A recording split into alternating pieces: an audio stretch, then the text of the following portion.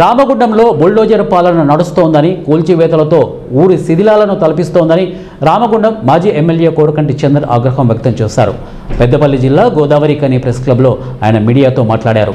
నియోజకవర్గంలోని 46 గ్రామ దేవతల గుళ్లను కూల్చిన వారిని పాలకులు, పోలీసులు ఎందుకు గుర్తించడం లేదని ఆయన ప్రశ్నించారు.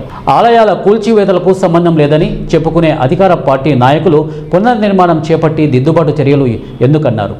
కార్మిక క్షేత్రంలో దారి, మైసమ్మ, పోచమ్మ వంటి గ్రామ దేవతలను కొలిచే సాంప్రదాయం ఉందని, కార్మికుల మనోభావాలను దెబ్బతీసే విధంగా కార్పొరేషన్ అధికారులు ఆలయాల విధ్వంసానికి పాల్పడడం సరైంది కాదని అన్నారు. ఆలయాల పునర్నిర్మాణంతోనే చేసిన తప్పు మాఫీ కాదని, కారకుల మూల్యం చెల్లించక తప్పదని అన్నారు. స్థానిక ఎమ్మెల్యే పట్టణ సుందరీకరణ పేరుతో చిరు వ్యాపారులను రోడ్డున పడేస్తారని, వ్యాపారాలు లేక ఆర్థికంగా చితికిపోయానని ఆయన అసహనం వ్యక్తం చేస్తున్నారు. సింగరేణి సంస్థ నిర్మించ తలపెట్టిన వ్యాపార సముదాయాల్లో చిరు వ్యాపారులకు స్థానం కల్పించాలని ఆయన డిమాండ్ చేశారు. ఈ నెల 25 వరకు కూల్చివేసిన ఆలయాలను పునర్నిర్మించాలని, లేని పక్షంలో ఎమ్మెల్యే క్యాంపు కార్యాలయం ముట్టడి చేస్తామని చంద్ర హెచ్చరించారు. రాష్ట్రంలో రేవంత్ రెడ్డి బుల్డోజర్ పాలన ఏ విధంగా అయితే నడిపిస్తున్నాడో, రామగుండంలో కూడా రాజ్ ఠాకూర్, మక్కన్ సింగ్ కూడా బుల్డోజర్ పాలన నడిపిస్తూ ఉన్నాడు. ఈ బుల్డోజర్ పాలనలో ఈ మధ్య కాలంలో 46 మైసమ్మ గుళ్ళు కూడా కూలగొట్టినారు. మరి ఎవరు కూలగొట్టినరో స్పష్టమైనటువంటి ప్రకటన ఇప్పటి వరకు అధికారులు కానీ పాలకులు కానీ ఎవరు కూడా చేయలేకపోయారు. దీని మీద స్పష్టమైనటువంటి ప్రకటన చేయాలి. కూలగొట్టినారో, ఎవరైతే కూలగొట్టినారో వాళ్లకు చట్టపరంగా శిక్ష వేయాలి.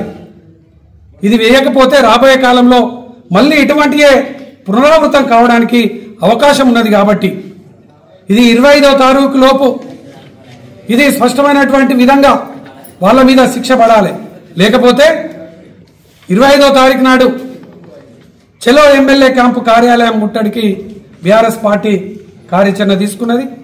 అదేవిధంగా సింగరేణి యాజమాన్యం ఈ ప్రాంతంలో చాలా ఏళ్లుగా చిరు వ్యాపారస్తులు బతుకుతుంటే వాళ్ళందరినీ కూడా కూల్చేసి ఇలా మళ్ళీ కట్టి మళ్ళీ కిరాయిలకు ఇచ్చుడా ఏదో కార్యక్రమానికి ఎమ్మెల్యే గారి నేతృత్వంలో ప్రారంభమవుతుందని చెప్తా ఉన్నారు. మేము ఎమ్మెల్యే గారిని డిమాండ్ చేస్తూ ఉన్నాం. ఇది ఆ చిరు వ్యాపారస్తులకు ఏదైతే బస్టాండ్ దగ్గర ఇచ్చినారో అదేవిధంగా ఇక్కడ చౌరస్తాలో కూలిపోయినటువంటి వాళ్ళకు అందరికి కూడా కట్టుకోవడానికి అవకాశం మీరు ఇవ్వలే. సింగరేణి కడుతున్నది కాబట్టి మరి దానికి ఖర్చు అయ్యేటువంటిది మీరు డబ్బులు తీసుకోవాల్సినటువంటి అవసరం కూడా లేదు. ఇది సింగరేణి కష్టం, కార్మికుల కష్టం.